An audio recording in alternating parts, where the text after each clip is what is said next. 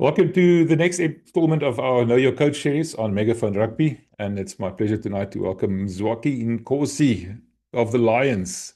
Made a bit of time for me. I mean, it's right before the season starts, so I really appreciate it. Thank you and welcome. MJ, thank you. Thank you for having me. Look forward to chatting a bit of rugby and just, shooting a bit of questions and see what what type of conversation we can muster up. Yeah, well, it's late at night. Hope you're safe there. Are you at Ellis Park or are you not? No, definitely safe. Don't stay at Ellis Park, but if our sponsor Fidelity ADT, renowned security company, former Lions player involved Bodman, so really feel safe. Yeah, no, I'm just saying, late at night, you never know. I don't even go to Loftus late at night, to be honest. Stay away, be careful. No, I'm just kidding. I wanted to ask you, last year you coached the Currie Cup side as well. Had a good season, ended up in the final and heartbreakingly lost the final, after the whistle blew, basically. First and foremost, I want to ask you, what did you learn as a coach from last year's Currie Cup campaign specifically? I know you've coached before, and we'll talk about that a bit later.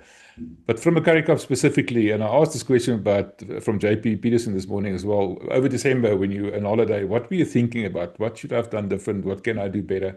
What were those kind of thoughts in terms of your coaching? Yeah, I think MV, to be honest, last season was, one would say successful, but more enjoyable more than anything. And winning makes a big difference to that. But really good group of kids who've come through the system that I'm deeply embedded in. And then but if I take out the learnings out of the Currie Cup, is that notwithstanding that there aren't too many Springboks who play in the Currie Cup, but it's a high level of competition. In particular at set piece level. If I hazard a guess at the type of front rowers that are playing over the weekend, Stacey Tolle, Scaran Tubeni for Province, Tian Player, for the Sharks, Morgan Adio, Nassad, Yakub Fasach, if you go to the Bulls, Lizo Koboga. So it's a high level of competition. So I think the one is not to underestimate its level, notwithstanding its lack of Springbok availability. But the other thing is getting cohesion in a team. I think for more than anything last season, we probably got a whole lot more cohesion than maybe our competitors, and that stood us in good stead for large parts of the season, if that makes sense. Yeah. No, absolutely. And the nice thing for me that this Under-20 World Championship brought out, we got excited about young players suddenly. And suddenly we know some of these names, like Hashim Pete, who signed for the Lions, Bata Klikana, who's now both of them called up to the Springboks, as well as Jess Williamson. That shows you there's a new generation of talent coming through. And you've been involved with junior rugby and schools rugby and the likes in the past as well. Talk to me about that side of it. Schools, you coach the SA Schools side with Piwe Nomlomo, Bulls coach over here. You coach the SA Schools side, SA Schools A team. Sorry, a bit of a mouthful. Talk to me about that history a little bit, coaching schools teams and then your relationship with Piwe. I know you're sworn enemies, across the YXK, but still, you're good friends. Yeah, I think I'll probably answer the first part of your question. I had a really good time, and I say cut my teeth because I still think you never arrive as a coach. You're still cutting your teeth, but we worked really hard in schools. I think I coached for about 8 years. I coached, ironically, the last Craven Week not to be won by Western Province, who was the one I coached. And I think that's about 9 years ago. So I spent a hell of a long time coaching schools. I coached the Craven Week side, the Lions Craven Week side. We lost in a final, won a final, and then was really fortunate to be involved for 5 years in the SA School side. And I'm when I say fortunate, really privileged. My first year at Damian Willemse, Salman Murat, Muller Ace, extremely talented players, Gianni Lombard, Manny Ras. Wow, it was incredible, and I'm looking at Asa now. The following year was Asa and Pepsi, Evan Rus, those guys. So I've really been fortunate to have coached, Jan-Hendrik Wessels now. I see, him latterly being a Springbok. George Cronje, unfortunately, to retire, old Grey College captain. So really fortunate, to have worked at that level. and seeing these guys, as you speak, this new generation, come through. And then in my time, obviously having had a really deep knowledge of schoolboy rugby and trying to bring guys like Hashim and those guys around. Mm. We'll talk about Hashim a little bit later, but I want to get back to this junior side of it, and that ties in with the Currie Cup side of it. Some teams saying that they're seeing it as more as a development competition, using it as an opportunity. Western Province so basically chose very, very young players, some club players there as well. You guys have a slightly different approach to things. Last year, you also you basically played with almost your best players. You didn't bring that many young players. So I looked at your squad just now. Most of those names look very familiar to me in terms of URC and the likes. Is that your approach? Not that many young players? Is it because there's not that much depth in your franchise, maybe, or what is the approach? Yeah, contrary to popular belief, we're probably the first franchise to adopt that model of playing the young players. Yeah, they might look familiar, but Nico Stein's still only 22 years old, as an example. Yeah, true. If you go Araf Skuman, he's only 22 years old. Renzo Duplessis, you might have had a Springbok call or a Springbok camp call up, is only 22 years old. So, Sam Francis, who played, last year we played something like 8 under 21s. This year we've got 10 under 21s in our group. The only problem, not the only problem, the only sort of caveat is that we've probably have played a few of our youngsters in the URC quite earlier than other franchises. So that's probably why it appears as if, one or two guys. But yeah, Nico Steyn was only 21 years old last year.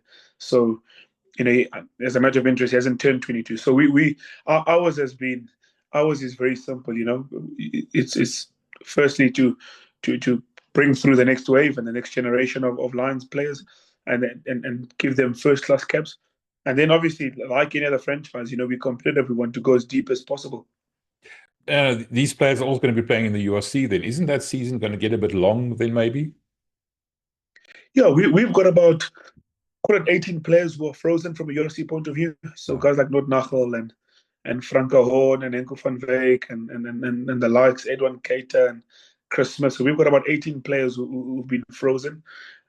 The challenge that you face, though, is that, in particular for a franchise like the Lions, is it's one thing to freeze players, but you've still got to develop them and expose them to first-class rugby.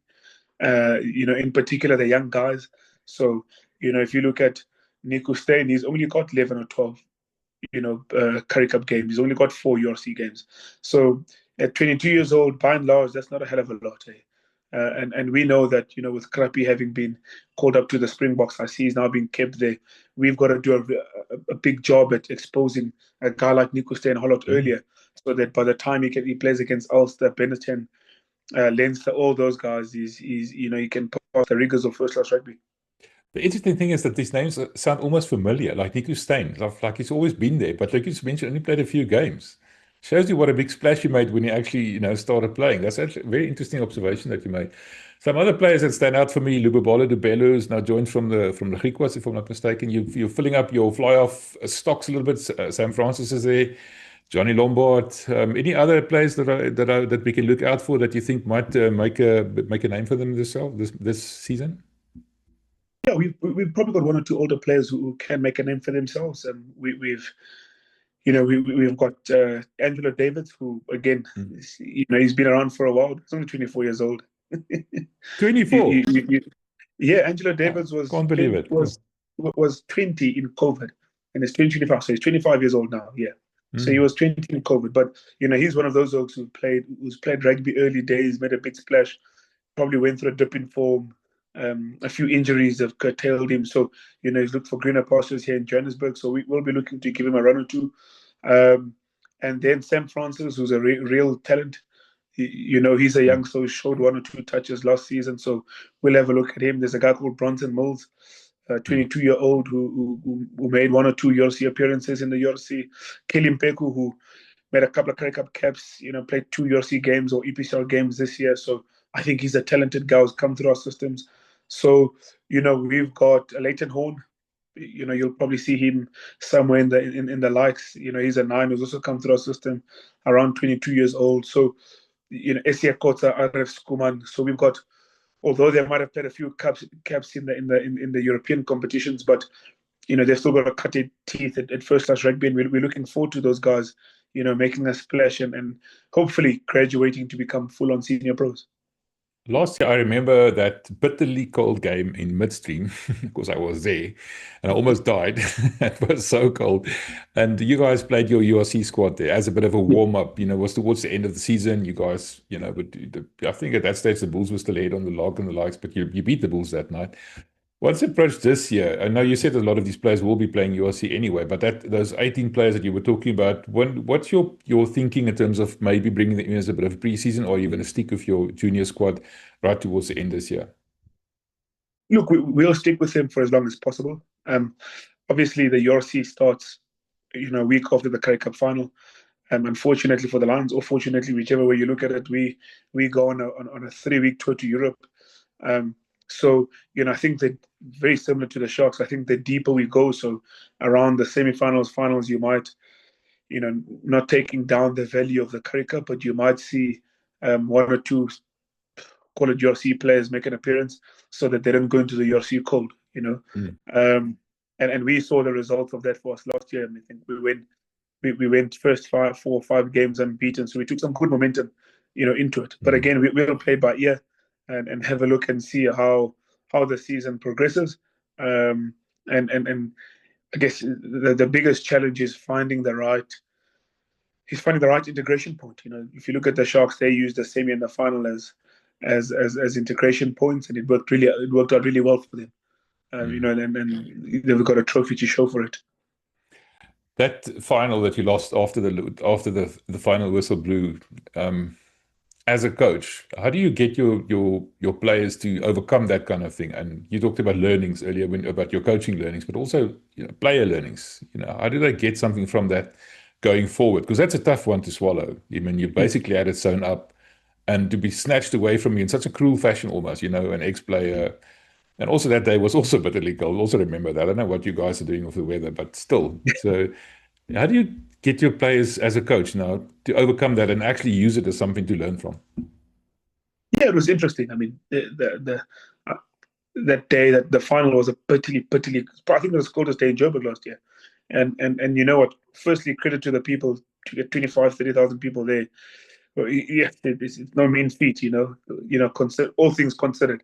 It was a bitterly cold day, but you know what? To take the conventional route, it's not unique to us. I told the story of the Sharks. When in the 2007 final, they had the game all but sewn up, and they lost it, I guess, in the last moment of the game.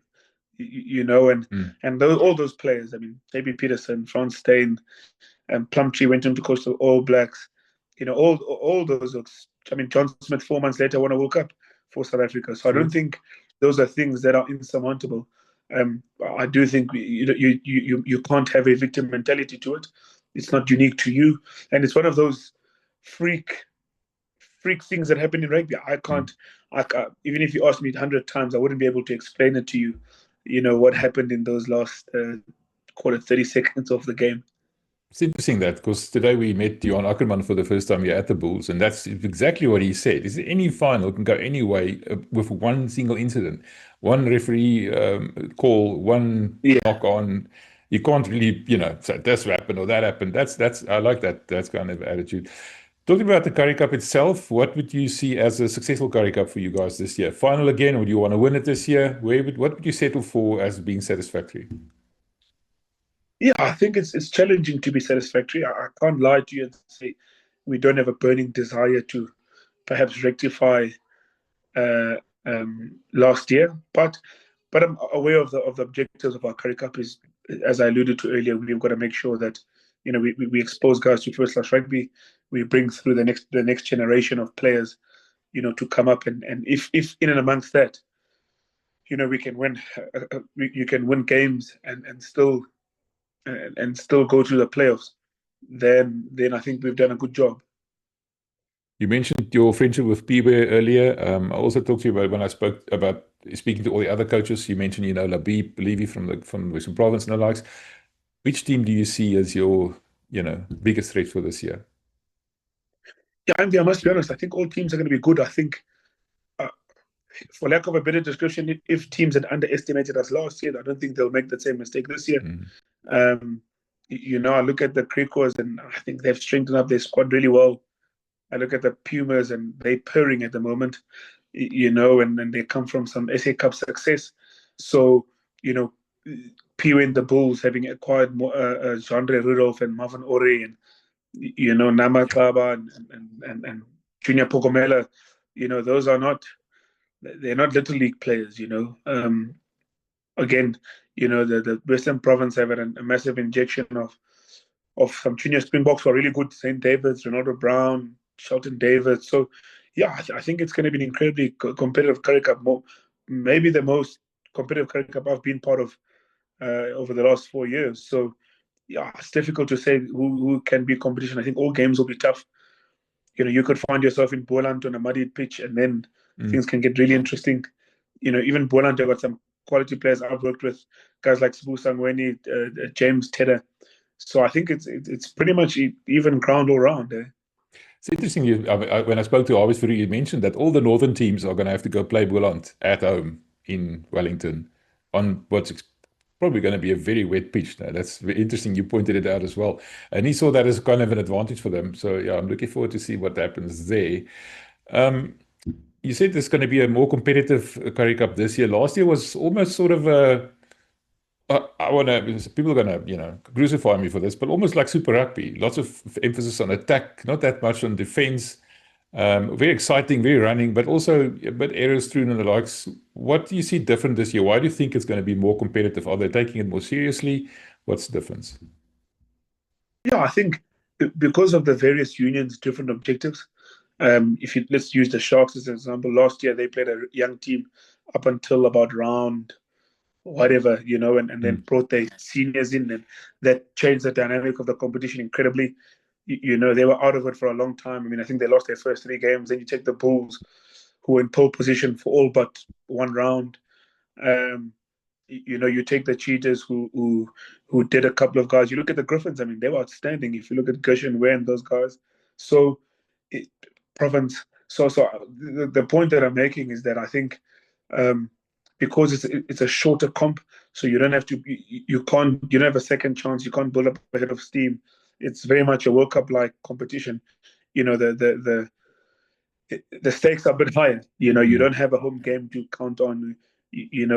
Like as you mentioned, you've got to tough it out and get to Boland on that thick pitch in the wet. Hopefully the weather's cleared up by then. Or similarly, the coastal teams have got to come up here in the winter, and that is cutting up at altitude. Yeah, so, yeah, it goes both ways. Then you talk about the brand. I think the weather was outstanding last season. Bar the final. I look at us northern teams. We play on hot tracks, quick tracks. There's very little wind on a winter's day in Joburg at 3:00 in the afternoon. So it's beautiful conditions to play rugby. So I think that lends itself to the quality of game. If you go down to Durban, it's not as hot. The ball's not as slippery. Whereas if you play in Durban in the summer, it's untidy. It's basically unplayable. You can't even, the ball's like a bar of soap. So I think that the weather conditions have also got a lot to do with that.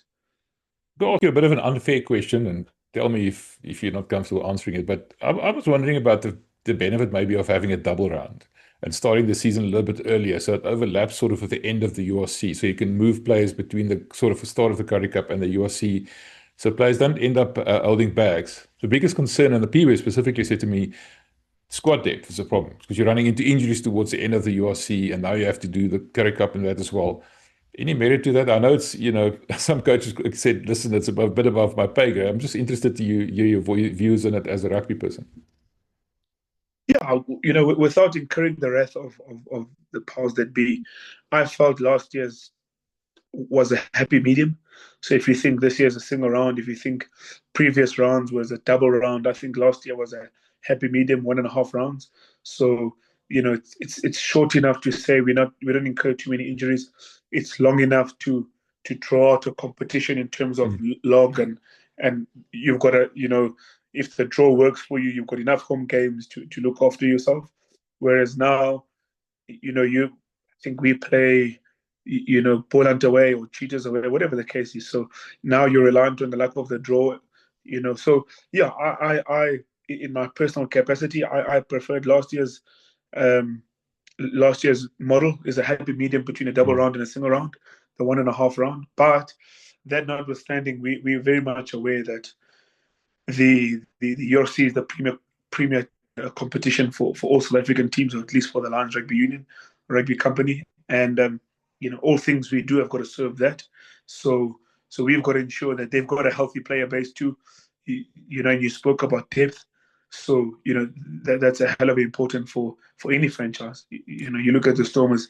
At one point, they were running out of players in the URC just by virtue of the attritional value of the URC. I think it's the URC plus the EPCR games. You could run well into 23 games. Yeah, that's true. No? You also have the EPCR. You're absolutely right. Yeah. Talk to me about your coaching squad. You are the head coach. Who's assisting you? Who's with you on this journey? Yeah, I've got a very experienced assistant coach who I've coached with for a long time, 8 years. A guy called Vessel Roux from a Springbox and Blue Bulls play and Blue Bulls coach, by the way. So I think he's probably one of the most decorated coaches around going in the scene. He's exceptional. We've got Wynand Ellis, who worked under Space all those years ago as a technical analyst and found his way into coaching. Then we've got Carl Piper, who's a strength and conditioning coach. So we've got a lean coaching team, but really aligned coaching team. Those are really my lieutenants, but capable in their own ways and adding value. All right, I want to go back to the URC a little bit. There's method to my madness. You play a certain way as the Lions. I spoke to Labib this morning and said we're going to be playing Stormers rugby, and immediately you know what he's talking about without having to explain it. In the URC, you're going to be playing a certain style of rugby. Currie Cup, you're probably going to be playing very similar, but I'm asking more or less about that interaction, to make sure the Currie Cup plays sort of the Lions way, so that there's not a disconnect between the two, and this one builds on the other one. Is that true in your case as well? Yeah, I think we, without trying to blow our own horn, we scored the most tries in the Currie Cup last year, and I thought we played a brand that spoke to Lions rugby.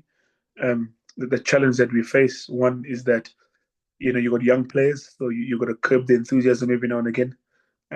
So that they don't become the architects of their own demise. So it's about sticking true to the brand, but also just finding the right balance. That I use Sam Francis, who's unbelievable distribution. So the first thought for him is to play.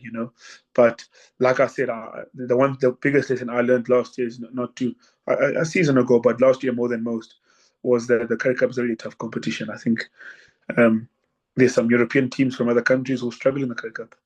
Mm-hmm. Yeah, you're right. Right. I'm happy you brought up the young players one, because one of the questions I ask every single coach, and that's more or less to do what's been happening here at Loftus, a disconnect between the coach and the players, and specifically younger players, Generation Z or Generation Z players who need to feel that they need to be involved in decisions affecting their lives and the likes. How do you approach coaching different players, different age group, different generations, different expectations? Some are married, some of them have children, some are barely out of school. Do you have a one-on-one kind of approach? Do you like more of a group approach? What's your approach to coaching in general?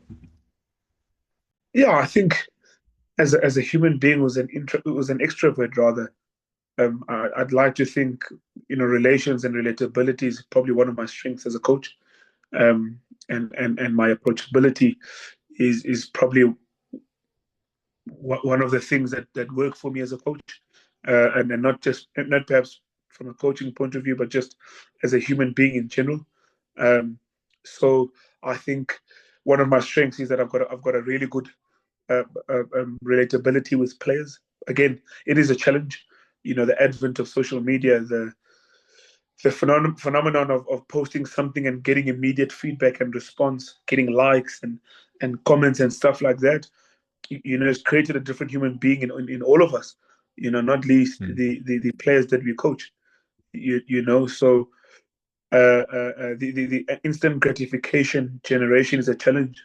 It's a challenge for parents. Parent myself is a challenge for teachers. A challenge for coaches. A challenge for organizations. A challenge for managers. Whether you're a CEO of Investec or a CEO of a large corporation.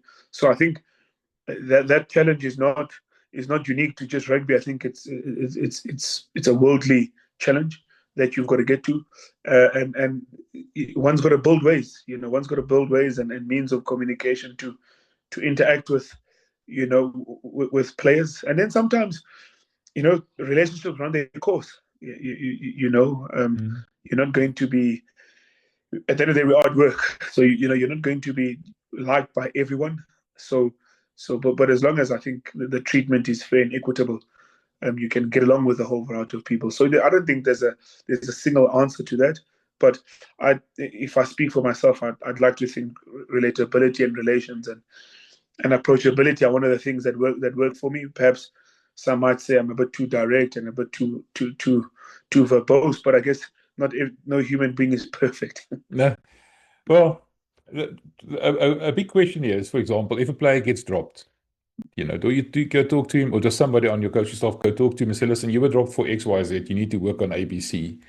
That's also kind of thing that I'm talking about. How involved are you on a specific player basis? You don't have the biggest squad or the most depth. Your player management is quite important here. Players need to know what they need to improve on. Do you focus on that as well? Yeah, I think just being transparent and being really upfront with players and say, if we're going to drop a player, just being upfront and say, big guy, you're going to miss out this weekend for X, Y, and Z, and you're close or you're not really close for X, Y, and Z. So then there's honesty. He might not perhaps like that, and it's one thing I've learned is players want honesty, but some of them don't necessarily like the honesty. And it's one thing to want it, when the coach says, listen, I don't think you're performing in X and Y department, but nonetheless, you're not in the team, or you're in the team, but it is a bitterly close decision. I need you to lift your performance. I prefer to come straight like that, so that there isn't any gray areas and no one's under any other illusions as to where we stand with each other. It might not be a standing that is likable to each other, but at least it's transparent and at least it's honest. Just briefly going back to the social media, you mentioned instant gratification, but it's also the opposite of instant gratification, which is instant negativity almost, people being totally, losing keyboard warriors, call them keyboard warriors, and not worrying about what they're saying, or, they just needlessly say some really bad stuff about people, some really direct stuff. And, the young players are glued to their phones. They see these kind of comments. Do you find that to be a problem, that they take that on board too much a little bit and then sort of obsess about it, and you see him starting to get a bit quiet and start getting worried? Is that something that's real? Yeah, of course. I mean, if everyone's a human being, everyone wants to be liked. There isn't a human being who doesn't want to be liked. Few humans can walk around and not take exception to bad things written by them. Players, by virtue of, we spoke about everything being so available, and we know that in a rugby mad and rugby loving rugby loving country like South Africa, we'll have, rugby inspires the eye in some people. So you're always going to get armchair critics. That's part of life. Perhaps we've got to get better as a fraternity in helping players deal with that, or shielding them from necessarily some of that. The other part is you don't have to consume everything that is out there. That's the challenge with all of us, and in particular young players. They consume every bit of information, every bit of comment, every bit of good or bad, and when the comments are good, they honor it. When the comments are bad, they're really down. Whereas the challenge is to really keep it at a happy medium. Yeah. You're not as poor as what people say, and you're not as great as what people say on good days. It's interesting how wide ranging this job actually is now. It's not just about running with a ball. So much more to it, and it's very interesting to hear how you approach it, and I like it. Let's talk about Hashim Pete. I left him for last now. He signed with the Bulls. He signed with the Bulls. I wish. He signed with the Lions. And now Ras has called him up to the Springboks. Does it throw a bit of a spanner in the works for your planning, or is it a short-term thing? Is he coming back soon enough? What's your thinking about him?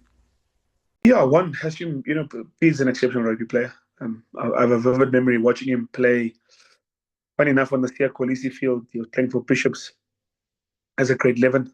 Gee, this could have been 2021, 2022. I must remember correctly now. But yeah, he toured. They toured to Port Elizabeth with Bishops, and I was there on a recruitment drive, and Ironically, the Western Province scrum was playing ahead of him, and Hashim was in grade 11 year, playing off the bench in the 21 jersey. Imad Khan was actually the starter. And yeah, I mean, I saw something that the Lions saw something that we liked. And long story short, he's been a guy who's has been good for us. Last year was most people don't know that last year was a difficult for Hash, meaning he played on 21s as a 19-year-old, but he was in the junior Springbok group but struggled to get game time.